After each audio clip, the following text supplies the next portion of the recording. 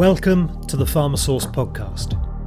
Today I'm joined by Matt Lowe, who spent nearly 2 decades at MasterControl, where he rose to the rank of Chief Strategy Officer with responsibility spanning competitive intelligence, strategic partnerships, pricing, and product direction.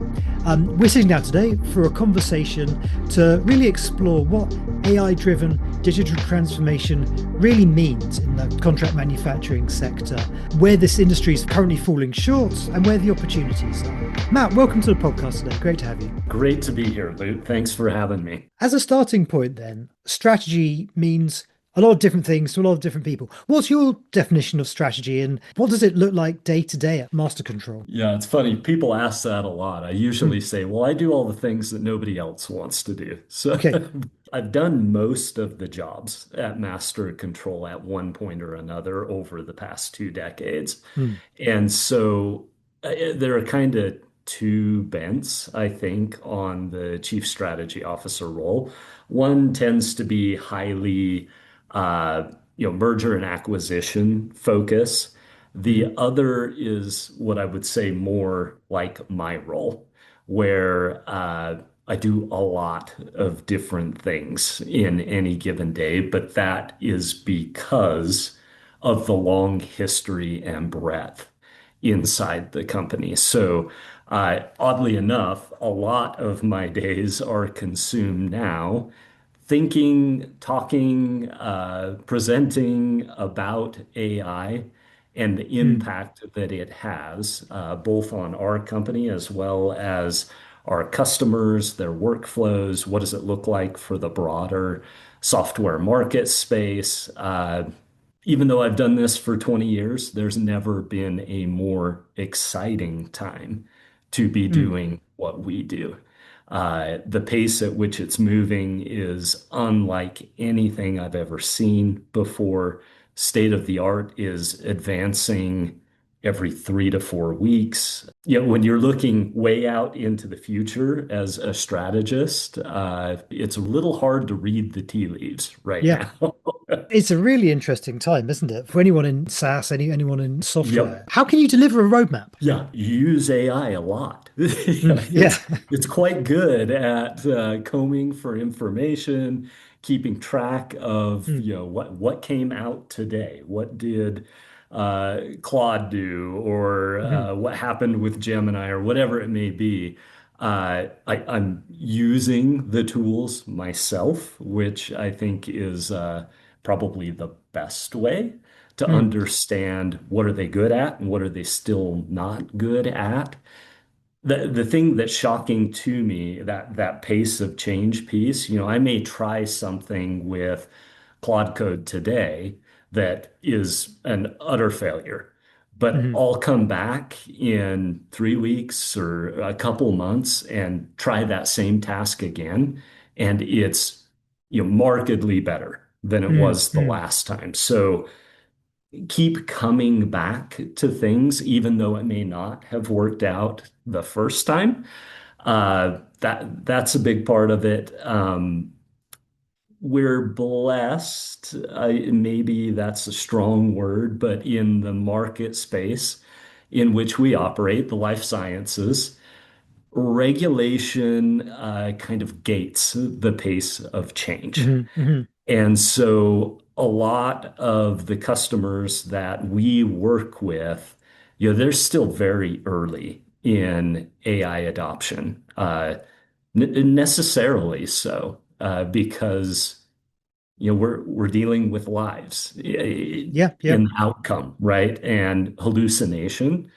No, not acceptable when you're dealing with those kinds of consequences. So a lot of what I do within the life sciences space is talk about how do I get ready for AI? Okay. Because most people are still not ready. And that starts all the way down at the data side. What's on paper, what's actually digital, is it accessible? And so there's a lot of that kind of work. Yeah. Within MasterControl, there's various different audience segments, I imagine, or customer segments that you work with. Yep. If we focus for the time being on contract manufacturing and the pharma companies that use them, how do you think about their digital maturity? I mean, we ran a survey with you last year that was really Yeah. interesting survey looking at how contract manufacturing organizations, where are they in their digital and Yep. AI maturity? One of the findings from that was that I think none of the CDMOs said that they'd actually achieved yet a full digital integration. But at the same time, we hear it all the time. The pressure's coming from the pharma companies because they all want to have real-time data flowing directly into their systems. So it feels like there's a big and growing gap there. Is that your Yes. take as well? Absolutely. It's funny. We've done research with you guys. We do a lot of primary research on our own on this very topic Mm, of, digitization versus digitalization and maturity along that curve. The last survey that we did last year, you know, the respondents came back fewer than 1% mm, said that they were still doing manual operations okay. that hadn't been digitized. Mm, And yet, I've spoken at a number of conferences already this year in this very space. And when I ask people, how many of you still have paper out on the shop floor? And every hand goes up. yeah. That is not 1%, right? Mhm, So I think while many folks in the CDMO space have digitized parts of their operations, ERP, must have, right? That's mhm, something that the ship sailed on that a couple decades ago. But you walk out on the shop floor, logbooks are everywhere. Almost universally, paper batch records, travelers, routers, whatever you want to call them. mm, Uh, and anything that's in a paper record, AI can't get to. mhm, They mhm, they can't go out to the archivist and get in the banker's box and pull out the right record. So there's still a lot of work to be done mm, there. And when I look at the CDMO space specifically and that manufacturing part of the operation, because they're servicing so many different customers and so many different product types, mm, it's honestly really hard to adopt the solutions that have been in the marketplace, for 10 or 20 years. They're just not built for that, high variability, low volume, lots of changeover on the manufacturing line. And so, mm. uh, yeah, until recently, there just haven't been solutions available for that environment. Would you say that's one of the main barriers then? Or are there others? I mean, budget is something that comes up a lot. Yep. People, culture, like how do you think about those adoption challenges? Yeah, so you've got the digital element itself, so the Mm, technology piece. Within that, there's another challenge. When you do get something digitized, how do you get it integrated with all the other digital sources that you mm, have so that you have semantic consistency across those sources? And they're able to stream data in a way that tools like AI can actually consume those. So we see that continue to be a big challenge. Uh, from the personnel perspective, yeah, I kind of see two extreme positions on AI. One mm. is straight up fear. This is going to take my job. I don't want anything to do with it. I will actively resist.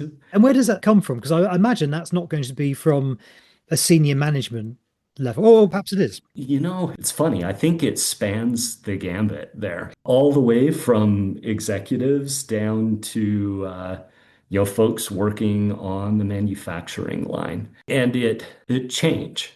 Us as human beings struggle with it, right? Mhm. And AI is a pretty dramatic change. Um, so there's that fear element, Yeah. and then you've got folks that are energized by it.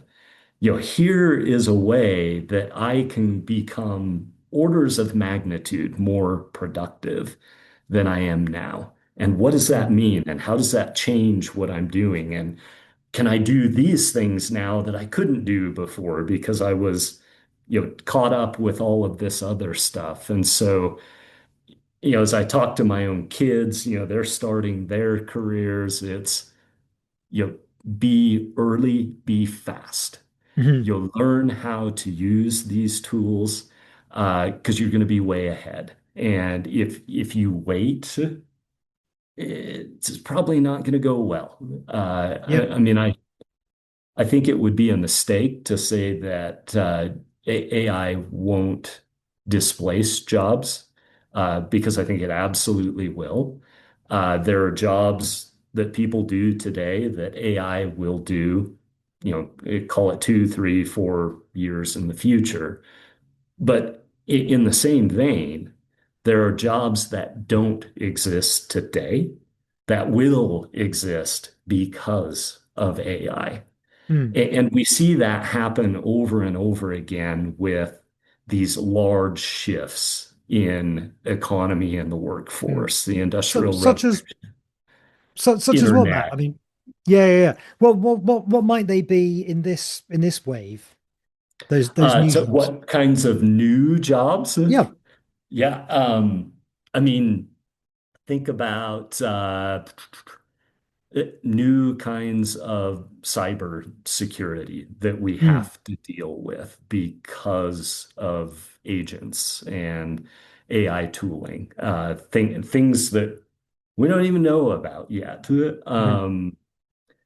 The Within our own organization here at Master Control, we have a team that exists today, 20 people strong, that we had no inkling of 2 years ago. Mm. And all they do is work with our functional leaders to help automate workflows using Interesting. our data stack and AI tooling.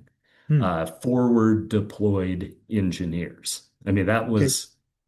that wasn't even a thing 2 years ago, Mm. right? Mm. So I think those are a couple of Yeah, examples yeah. of, Very yep. interesting.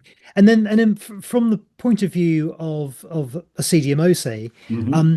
what would you say the new capabilities are of the new, it'd be interesting to hear any like real world case studies or like Yeah. how this is already starting to move the needle. Yep. Yeah. So I think in the CDMO space, again, it comes back to making sure that you have the right digital foundation today Hmm. so that as regulation permits us to leverage AI in maybe more autonomous ways. I think it's very good in the assistive sense today, Hmm. but we've always got a human in the loop, right? Yeah. Reviewing what AI is producing. But that digital foundation piece, I mentioned the batch records and logbooks out on the shop floor. Mm. Uh, there are tools like the one that MasterControl produces that are very well adapted to the CDMO space. They're very good at this kind of high product variability Hmm. situation that CDMOs face.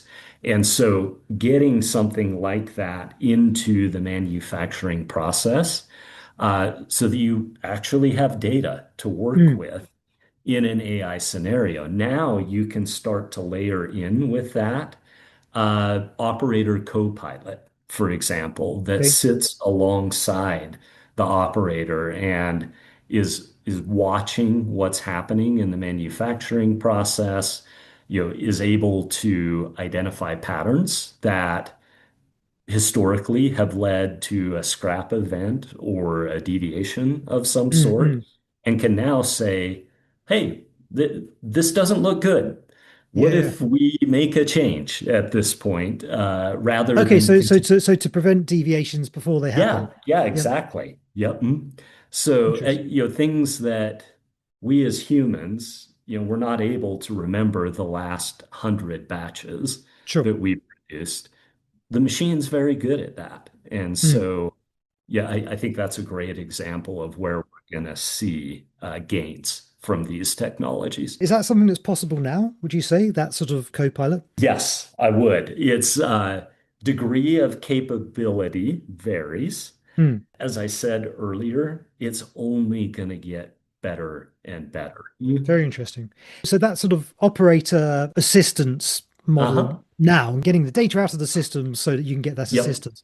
But then you also mentioned that further down the line, and who knows how quickly it's going to come, fully automated lab in the loop model. Is that where you see this going? Yeah, Mm. absolutely. And the more of the data sources you can connect. So I think you said it well, lab in the loop. Mm. You go all the way back to, QC limbs, for example. And that flows into your manufacturing execution system, which flows into your QMS system, and your asset management system is tied in there.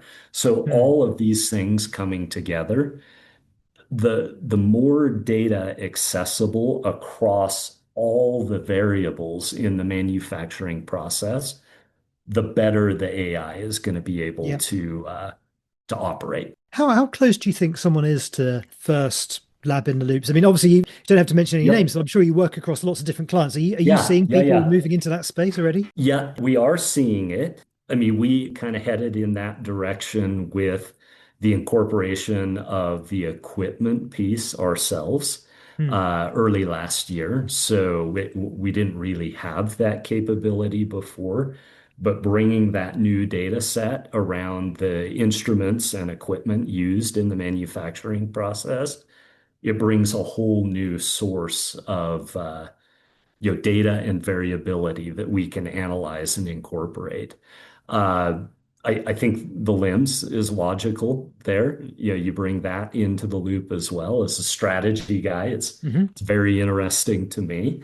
But I think we're still early days. Yeah, thank you. And you mentioned, of course, like the high variability factor that complicates it with Yeah. CDMOs. I mean, when you're building five products that you sell yourself, it's Hmm. one thing, right? But when you're building five products times 100 for 100 different customers, yeah, it's a whole different level of complexity. I'd imagine that also holds back investment as well. How easy is it to prove, would you say, the ROI of some of these initiatives? How easy is it to put like hard numbers against investing in some of these technologies? Yeah, I mean, it's something that we do with our CDMO clients in particular, in almost every exploration of the digitization and incorporation of AI.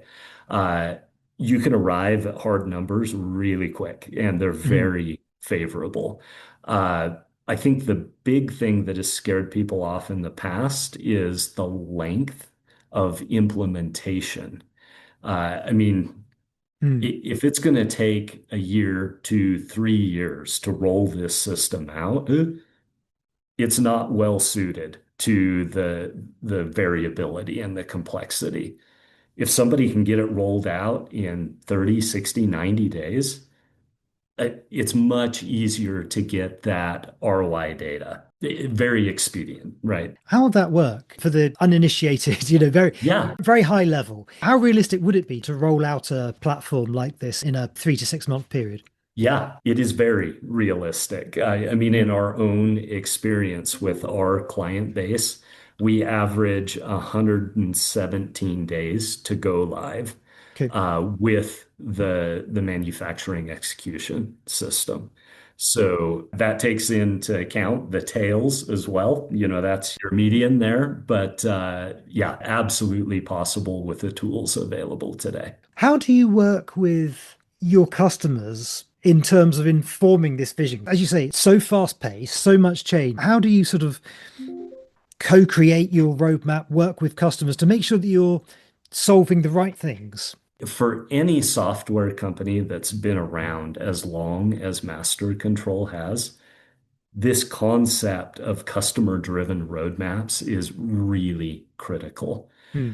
As an example, several years ago, we have annual customer conferences here in the States and over in Europe. And one of the key pieces of those customer conferences is a hackathon. Okay. And lots of companies do hackathons, right? Well, we like pumped it full of steroids and put it inside of our customer conference. The opening night, our customers come together collaboratively and they generate ideas for the product. What Mm. problems do we need to solve for them? The next morning, they vote those ideas down real time. Okay. We get down to a few of them. We take those to our development team and they code those ideas in the course of the conference. So we're Oh, talking wow. like 2.5 days. Yeah. And then we're demoing those back to the client base in the product on the last day. Hmm. So Very when cool. you can engage your customers in that way, yeah, they're co-creators in the product, and it creates an energy that's hard to get otherwise. Very interesting. Where do you think the community's ideas or vision is clustering? There must be a few Yep. key areas which keep coming up to help inform your North Star for product development. Yep. In the CDMO world and manufacturing in particular, you get a lot around golden batch and real-time release. Yeah, how do we arrive at those two, kind of North Stars? Yeah. AI plays a huge role there, but particularly in golden batch as we go forward. Hmm.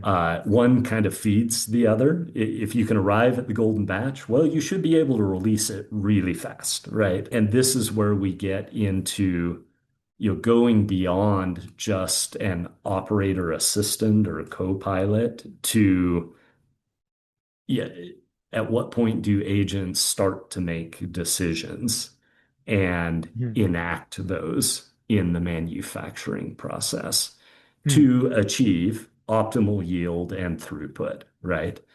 Uh, I think the regulatory framework has a lot of catching up to do there. This idea of how do you hold a machine liable? You Yes. can't, right? Hmm. You can't put it in jail. And, Hmm. and that is kind of at the heart of most of our regulatory frameworks. It's that personal liability component. Okay. And so it'll be really interesting to see how that evolves in our industry and what changes it will bring. If you were advising a CEO or COO of a mid-tier CDMO, for example, Uh-huh. about where they should be investing, what they should be prioritizing when it comes to getting on this whole journey, which, as you say, is only Yep. going to become increasingly important, what would you say to them? And how would you encourage them to think about making a business case to their investors as well? Yep. It kind of comes back to the basics. Yeah, Mm. it's got to be digital. If we're not there yet, then let's get there. Yeah.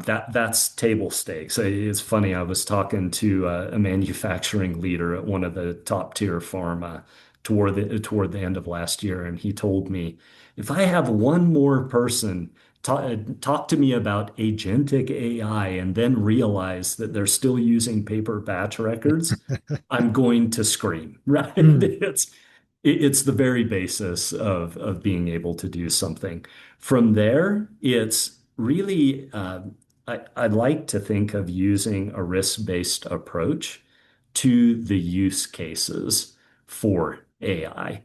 Let's identify low risk but high impact workflows that we can introduce some automation and we can learn there. Mm. Because if it screws it up, it's not going to be the end of the company, right? We may have to do some extra paperwork or whatever it might be, but we're Mm. going to learn a lot in that process, and we're going to get some ROI data from that. Now we can begin to leverage that in maybe higher risk use cases that have even greater impact or a better source for efficiency. And so it's kind of this stepwise approach to it. Yep. You don't want to jump into the deep end of the pool and realize you can't swim. right? Sure, It's sure, sure. As you say, starting digital as table stakes and getting yeah. that foundation right. Last question for you, Matt. Thank you for the fascinating conversation. With what's happening with share prices at the moment of so many SaaS companies and vibe coding seeming to disrupt so much, and not just in software, of course, but Yeah, yeah. in legal and finance, every sector. Is there a world where, and could that world come soon, where people are vibe coding their own QMS or EMS systems? And how do you see that? Yeah, yeah. I mean, that's the existential question for a company like us, Mm, right? I think you can vibe code very simple systems.